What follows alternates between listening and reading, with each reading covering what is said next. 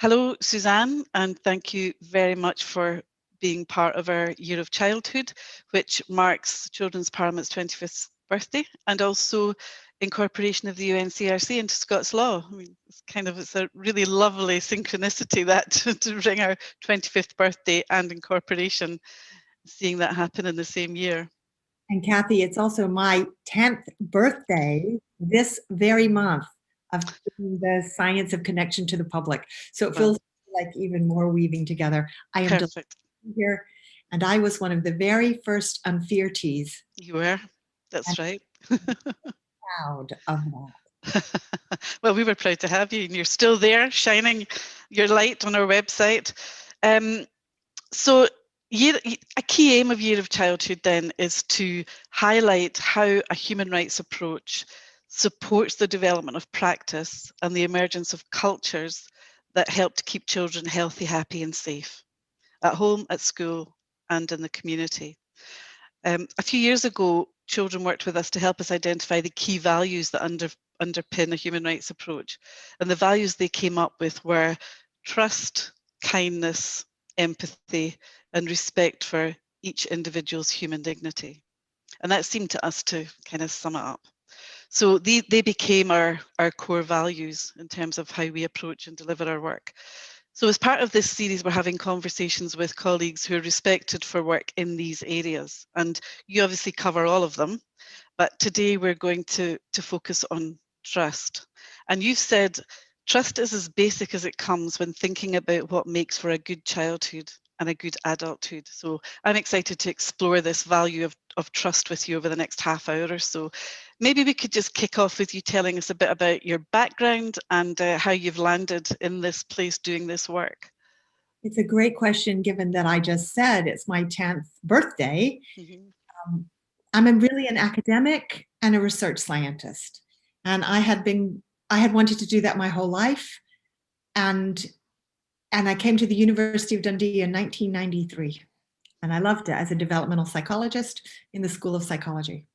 And I was there for nearly 20 years. And in that time, I really came to understand that the science that I loved about how children develop, about the capacities that babies bring with them at birth, about why relationships are so important to healthy development, I began to realize that the rest of the public didn't really have access to that information very easily. And I got frustrated because I thought people deserved to know that so that parents could act on it, and social workers and teachers and earlier staff and police officers. And so 10 years ago, I took a radical decision and I resigned from my full-time academic post in order to try to reach the public with what I call the science of connection. And I didn't know really how you would do that. It was a real act of trusting the universe, in a sense, if that doesn't sound too strong. But 10 years on, we're still here, and I love it, and I feel honored and excited by every single person who wants to have a conversation about this. So I'm delighted. Yeah, and congratulations, because clearly you've made a huge impact over the years, and that just seems to grow all the time. And thank goodness you did it, because that leap of faith is you have to be an Unfeartee to do that. You have to have an inherent belief and understanding that it makes a difference to make that huge jump. So I just really thought people deserved to know this, and there was just a real imperative to that. And what I have discovered is people really want to know this stuff. If you make it accessible to them, you put it in language that invites them in rather than feels too big or too scary. And then people get excited and they feel empowered. Yes. To build richer, more emotionally attuned relationships. And that's the kind of society that I want to live in. Yes, and there's a very strong parallel with the human rights work, because that's exactly the same. People, once they get it and see the transformational impact, then they want to be part of it too. But it is about making it accessible and not scary. So let's think about trust specifically then. The building of trust, where does it begin? Begins in babyhood. By the time you're a year old, you have discovered whether other people are trustworthy or not. And that sounds shocking to lots of people.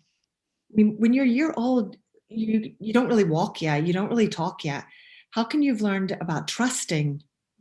And we don't really have conscious memories of that time before we can walk and talk.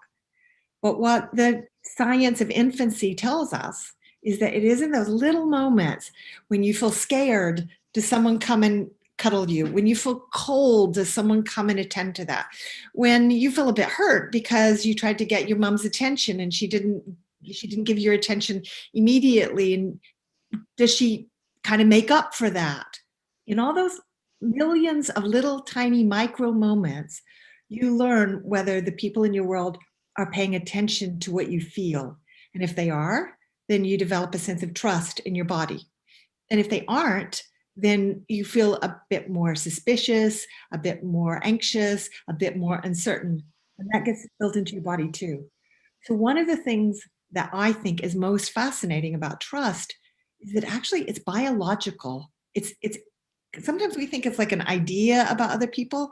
It's not. Trust is a biological state and it feels like safety.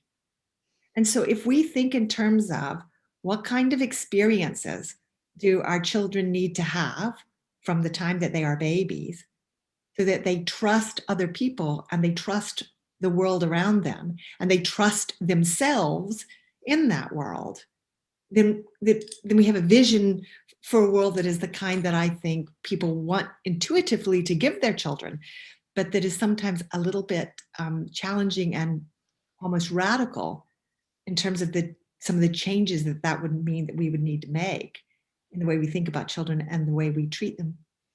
Yes, yes. And I can understand why some people just find it a bit of an esoteric concept. What does it actually mean? So it does help when you break it down and talk about those millions of tiny moments, because it brings it alive, doesn't it? Well, we live in a culture that has traditionally thought that what you have to do is control children. We don't always use that word, but that's what we mean. When we monitor behavior and we think we have to manage behavior and we think we need often to punish behavior. So this is where it gets edgy. It's still very common in many schools to have behavior management policies. And if you're interested in children's behavior, but you're not also interested in the feelings that underpin that behavior, then it means you might miss those feelings. And if you miss those feelings, then children don't learn to trust. And as soon as I say that, I think it often makes sense to people, but it also makes us a bit nervous because then teachers think, well, what would I do to manage a classroom of 30 children if I don't have a behavior management policy? Or parents can think, well, what would I do if I wasn't almost scaring you about what will happen if you don't behave? There are other ways to engage with children. There are other ways to negotiate with them about how we're going to treat each other. But you don't discover those unless you get curious enough to sometimes think beyond what your culture teaches you. And so these insights are both exciting and they sometimes feel a bit edgy, but I hope that when people hear about them in ways that doesn't make them feel blamed or shamed, that it actually lets them step forward in curiosity. Because I think this is the kind of world people want to create for children. Yes. So how do you suggest that, what's the best way to go about that, to lay those foundation stones? What are the key foundation stones that we need to give to ensure that the best opportunity to develop trust in relationships are there? We need to listen to our children and to each other. Because when you feel heard by other people, that's where you learn to trust them. I need to learn that it's okay if I make mistakes. If I make a mistake, you will still love me. You will still accept me. I might need to make amends for those mistakes, and we might need to talk about it, and we might need to go to apologize to someone else, and I might need to learn that I hurt your feelings. So it doesn't mean that there aren't any things that follow on. There aren't any natural consequences, but it means that you will still love me. I will still feel included. I will still feel welcomed, even if there are difficulties and even if I make a mistake. Mm-hmm. That means that repair is possible after a rupture. And there's this really fascinating scientific concept called the rupture repair cycle that we now know is central to this development of trust. Really healthy relationships are based not in because things don't go wrong, not because people don't get touchy with each other, fall out, make mistakes. You don't need to prevent that in order to have healthy relationships. Healthy relationships come from the repair of difficult moments. And some children grow up in families or schools or settings where they don't experience repair. Because for some people, it's hard to say sorry. And often we don't know how important it is to pay attention to those feelings. And what we now know is that it is the lack of repair that causes lasting damage. And so another thing we can do to just to put in place that platform you just asked about is to focus on making up, on saying sorry, on checking in on how people are feeling. If someone tells you something that's a bit uncomfortable, like your child, tuning in and saying, tell me more about how you feel that way, rather than you're not allowed to say that, or rather than it doesn't matter that you feel that. And sometimes the courage that's attached to that is that, sometimes people say things to you, your children say things to you that are not always comfortable to hear. If we can say things to each other, even when they're a bit difficult to hear, that is where trust lies. And the world, options open up in the kind of world that we can create together. And if we can say that if we go much bigger, if systems could say to the people they're meant to serve, we're sorry that we got it wrong. If leaders could say, we tried that, but it didn't work. If we could have more repair, both at the big levels and the smaller levels, then we would have a healthier world. So these principles are not just about individuals and individual families. They're also about our public systems and our organizations as well. Yes, and this culture that you reference, and this one of control, and I'll often talk about a culture of reward and punishment, is about adults feeling that they have to be in control, that they have full responsibility to make everything work. And I think teachers have such a lot of pressure on them to know everything, to be the answer to all of life's big problems, and that pressure and that even having conversations about how to change it and make it different is difficult, isn't it? Wouldn't it be amazing if we had a world where we had less anxious adults and we had systems that didn't create anxious adults? Now, that will sound like a utopian to some people, but if you do not first dream it, how can you create it? Yeah. Because when you start to realize that we live in a culture that seeks to control children, to manage their behavior, first of all, that's kind of hard for some people to go, what do you mean by that? Because it's so common that people don't even see it. But what it means is that we don't trust our own children, right? So we don't trust children to play and to learn. So we think we have to manage all their learning, and the education system conveys the message that you are in charge of children's learning. Well, if you take child-led play, children are learning. They are learning the things that interest them and motivate them, which drives them to want to learn new things. So the idea that we don't trust our children is an intriguing one. Okay, but then we don't trust parents either. So lots of systems think you have to control parents, think you have to reinterpret parents' experiences for them. So we have a debate going on in the country at the moment about deferral from primary one. There are systems that are fighting with parents rather than having parents feel heard, so that parents trust the system. And as soon as I bring that example in my head right now, I'm thinking, I wonder if Kathy wanted to go there. I wonder if that feels too edgy to Children's Parliament to talk about something that is simply going on in our country at the moment. Mm-hmm. I just think things should be named, even when they are uncomfortable. Because yeah, scary once we name them, and that too is part of building trust. We can name what we feel. And we can have a conversation and you have to, I think, there's something about dismantling some of that conversation, because it feels a bit sometimes as if we go around in circles, that we give parents the message that school is where children learn. So parents can often be advocates who want children to be starting school early because they think it's better for their children's academic progress. We know that's not true, but it's very difficult to have that conversation in a conversation that becomes quite challenging and difficult, and there isn't a lot of room for listening in it, and people quite quickly take sides.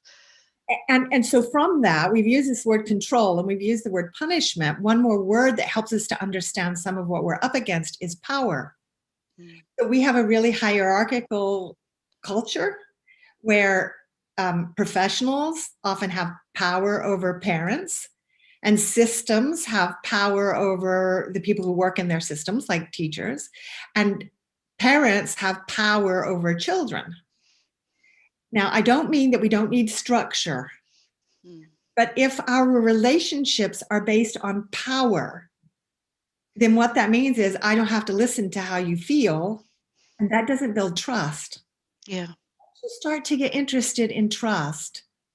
It starts to weave together a different way of relating to each other, and it means that even if there is mess, even if there are difficult moments, we have ways of talking about that, of sorting that out, of repairing, of listening, and we get better at that because we practice being in that mess.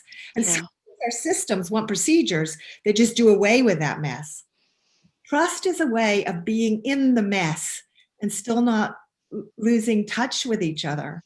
Yes, and I've got a good example maybe of a colleagues recently were talking about working with very young children, and the children were saying lots of really interesting, useful things through the positive relationship that they built with them. But as soon as they asked them to repeat what they said on camera, what the children said changed, because they felt that they had to give the right answer that their teachers would expect.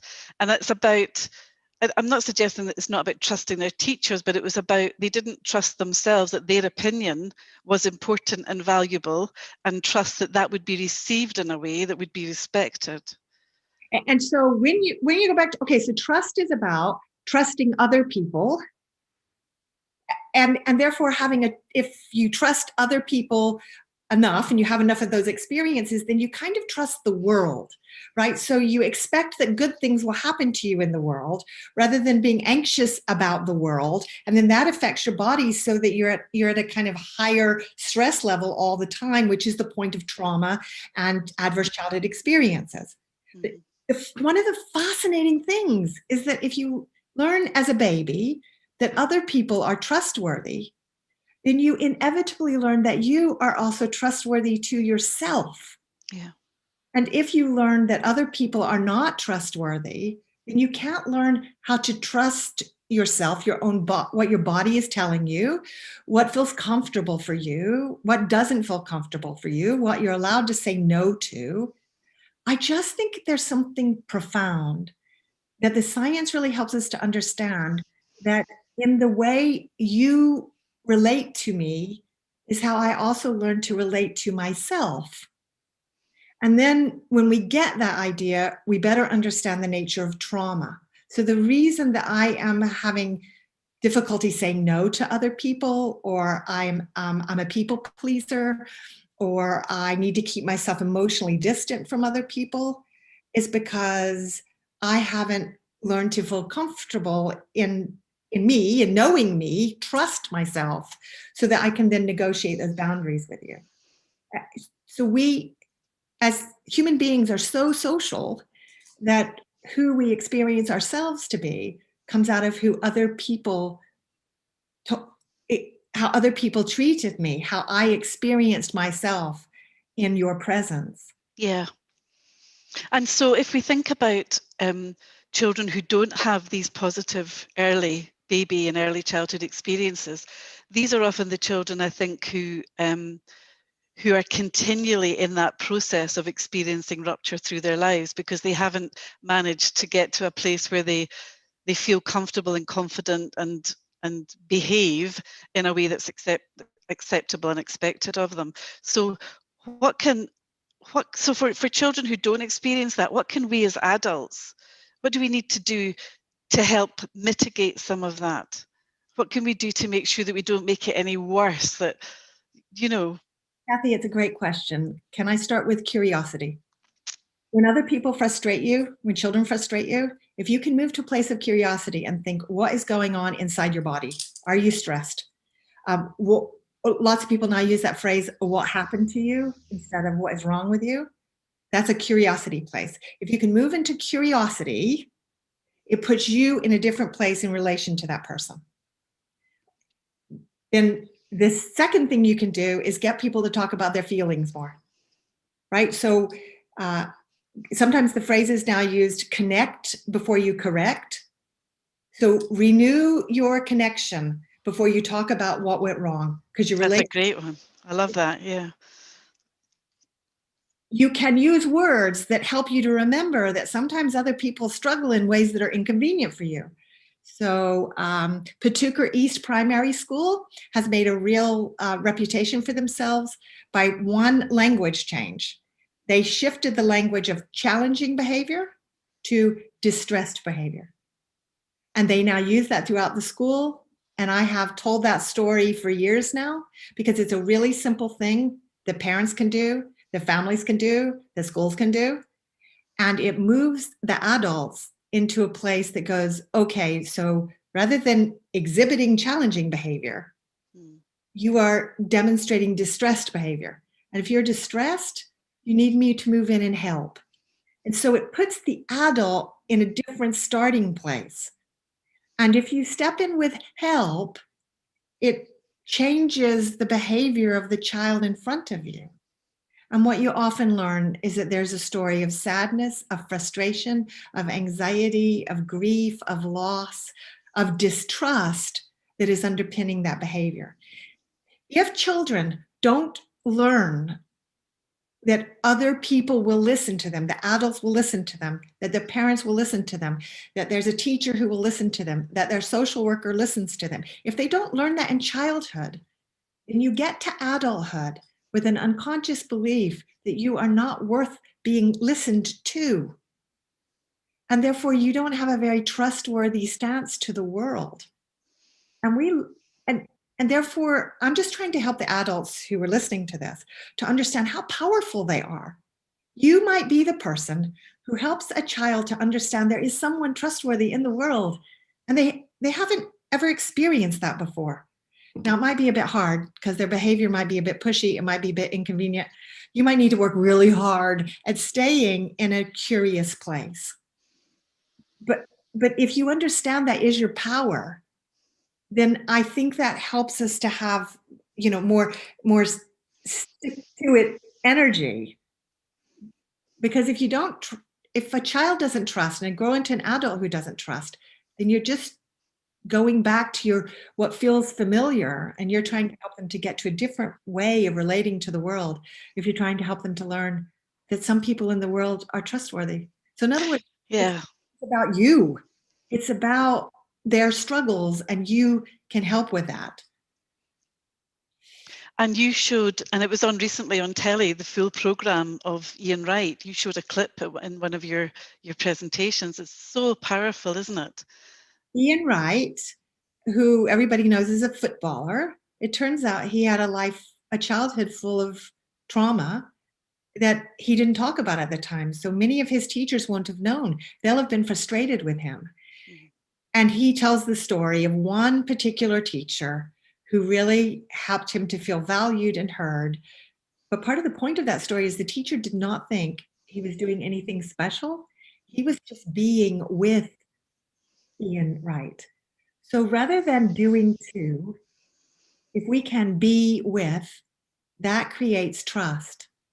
And can I add, that is challenging in today's world. We live in a world that is really anxious and scary for lots of us. Social media is full of people who fight, and it isn't a very good place for listening. We were scared to go outside before COVID. So we're scared of the strangers on the street. We don't know who everybody is. We're scared of traffic.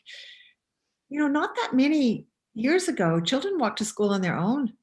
There's the old stories about, your mom chucked you out your door at 8:00. She chucked some jelly pieces out the window at 12, and she said, didn't he come home till your tea? Children don't live that kind of life anymore. And so we began to realize that more fear is built into our world and therefore our bodies. So choosing to actively trust and to focus on trust creates a sense of safety in our bodies, and it becomes a radical act in this world. But I think that is the kind of world so many of us are trying to build. That's what a trauma-informed world is. It's a world that we trust, in which we trust and in which we feel safe.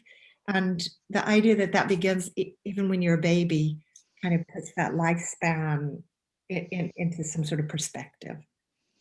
And I think that's why we're so excited about incorporation of the United Nations Convention on the Rights of the Child, because there are two ways to look at it. One way is that it's a stick to beat people with, and it's to say, well, you don't have the option of not treating children with respect, not putting trust and empathy and kindness at the heart of your relationships. This is now the law. Or we can help, as you're doing, help adults understand that is the law, and these are expectations that we all now have a duty to fulfill. But if you don't believe it, fake it. And by faking it, you will see the difference. You'll see the impact that you can have as an adult. And just by doing that, you will be making sure that you're upholding children's human rights, which too many people in Scotland are still terrified of because they think it means children are going to get what they want. But you've spoken about consequences. And of course, we all have social responsibilities, every single individual on the planet. But it is about children needing systems and structures and boundaries, but it's doing it with trust, kindness, empathy, human dignity at its heart, I guess, isn't it? Can you imagine that? Imagine a world in which you can have boundaries and structure and natural consequences, but that aren't based in fear and anxiety and proper behavior, but that are based in trust, are based in kindness, are based in respect, are based in keeping connected even when we have difficult moments. I think what the UNCRC is a discussion about what kind of world do we want to have. We have had those discussions before in our country. So if we look back in history, once upon a time, we had the kind of world where poor children went up chimneys in order to clear out the chimneys for middle-class families. The Industrial Revolution depended on putting children up chimneys. We don't have that kind of world now. And once upon a time, some key leaders at that point thought, I don't want to live in that kind of world. I'm going to work for a world where children don't go up chimneys. Once upon a time, we had a world where children could be belted in school. In the 1970s and 80s, we had a discussion. Not everybody agreed with it, but a whole lot of people said, I don't want to live in a world where we belt children. Once upon a time in the 1950s, we had a world where if your child went to hospital, parents couldn't stay with you and you left children scared in hospital. And some people fought for that and said, I don't want a world where children's parents can't stay when they're scared in hospital. So I think there's something about telling those historic stories of the past when you realize that in the past we have had conversations about what kind of world do we want to build. We're having that again. And a lot of people want to have a world where children have a right to expect respect and kindness and empathy. And I want to live in that kind of world. I'm willing to work for it. And I'm really glad that there are so many other people who want that world as well, because that's what will give us the world that will let us sustain happy, healthy lives. That's the world I want. And I think that's what the UNCRC lets us have a conversation about. And I'm so glad that Children's Parliament and so many others have pushed so hard to have that be embedded in law. Yeah, and what is also great is that children want all this too. They want to be, they're our allies. They want to be on this bus and driving the bus alongside us. So let's have a conversation about what that world might look like. And rather than paying attention to the things that make us scared of it, and I know some people are scared, and I agree, some of it's going to take some rethinking. So some of it might be a bit messy. But if we could sit down and have conversations about what would the world look like, our world, what would Scotland look like if that was the kind of vision we had for the society we wanted to create, for the kind of country we wanted to be, what would that look like? Well, first we need to talk about it. And first we need to dream it. And let's envision it and pay attention to what is possible rather than what scares us.